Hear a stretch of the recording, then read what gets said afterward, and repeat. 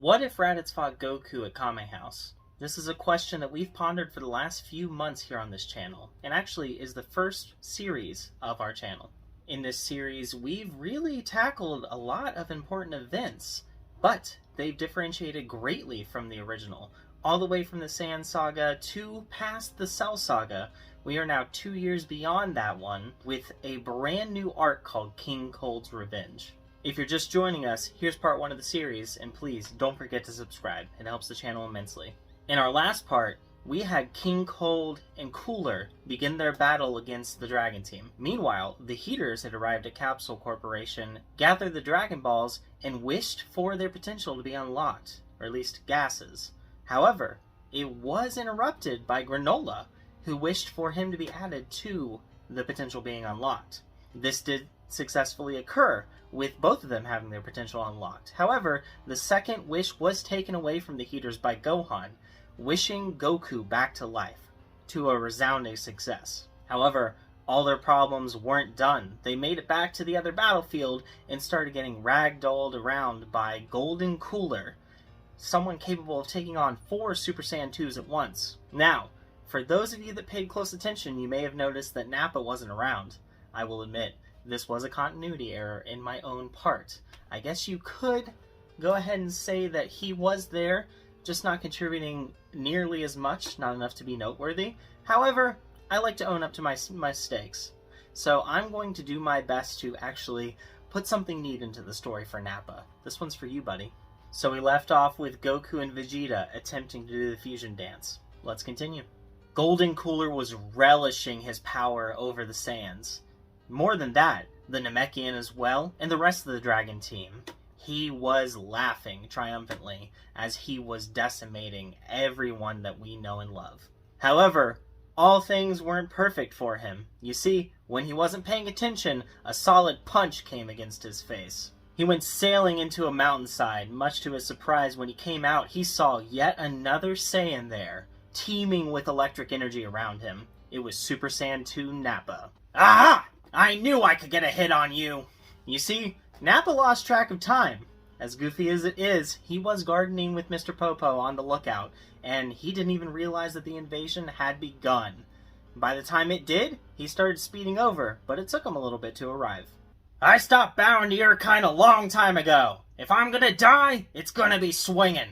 With this revived morale, the Dragon Team got back on their feet.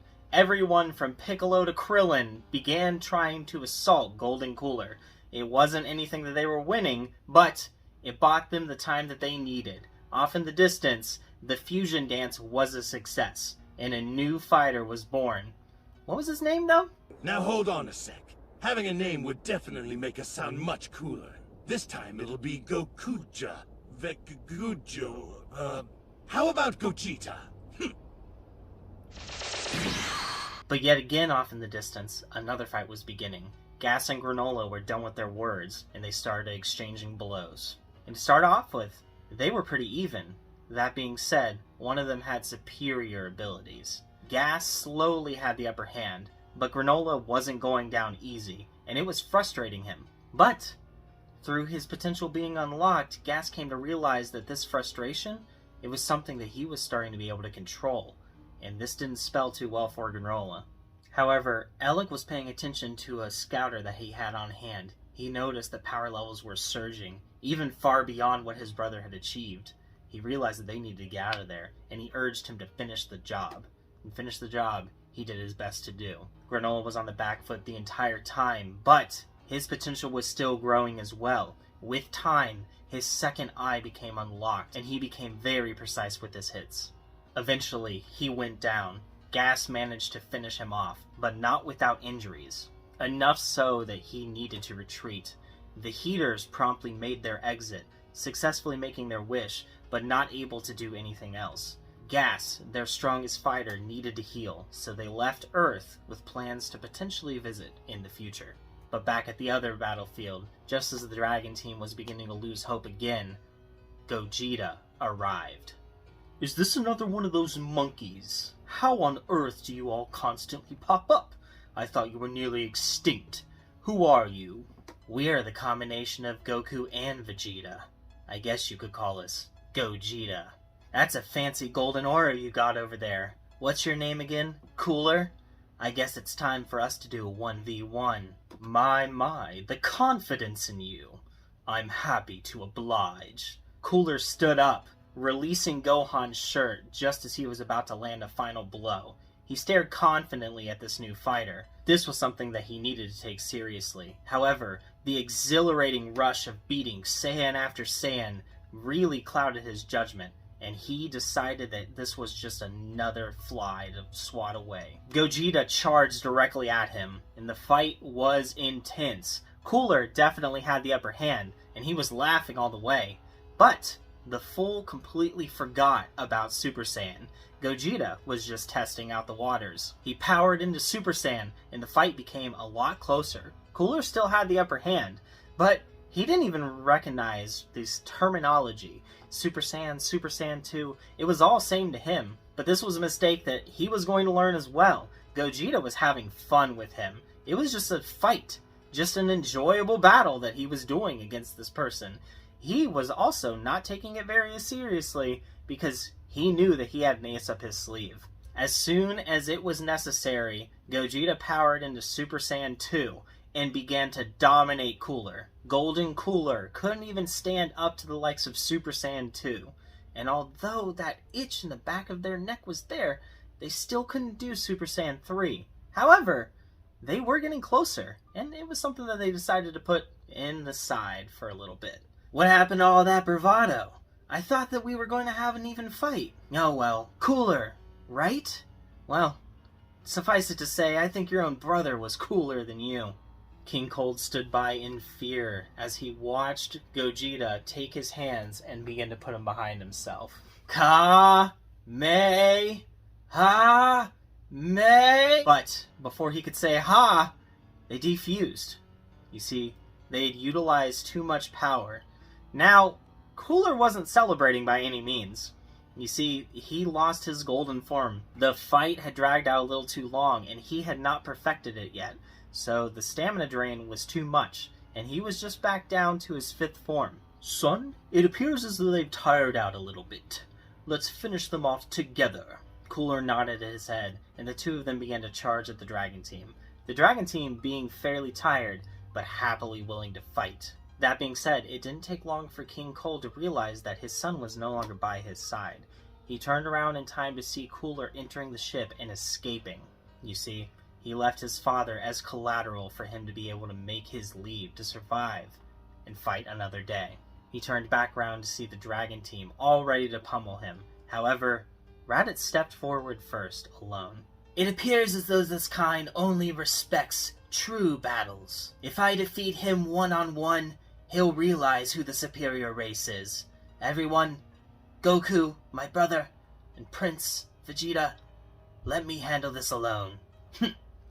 Did you really just call me Prince again? I haven't heard you say that in years. At least, not without condescending voices behind it. Don't let it get too far to your head, Vegeta. You've proven yourself to be a worthy prince, so I'm happy to call you it again. But don't let that stroke your ego. Fair enough. Fine, you can have the kill. Yeah, go get him, brother. And with that, Raditz stepped forward and went into Super Saiyan 2 again, using all the power that he had left to fight King Cold. And it was a very even battle. Everyone was exhausted, but King Cold, he was already not quite as strong as the Super Saiyan 2. And even though he got to stand on the sidelines a little bit more, Raditz was just an overwhelming force. Eventually, although it took a little bit, King Cold met his hands at the hands of Raditz, the Super Saiyan 2, who once was a villain, the first of the series.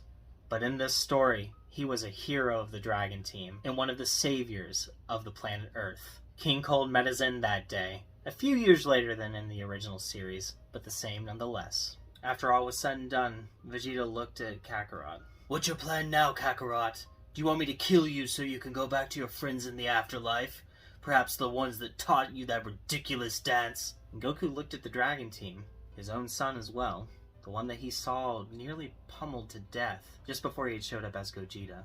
No, it seems as though the threats are going to keep showing up even if I am dead.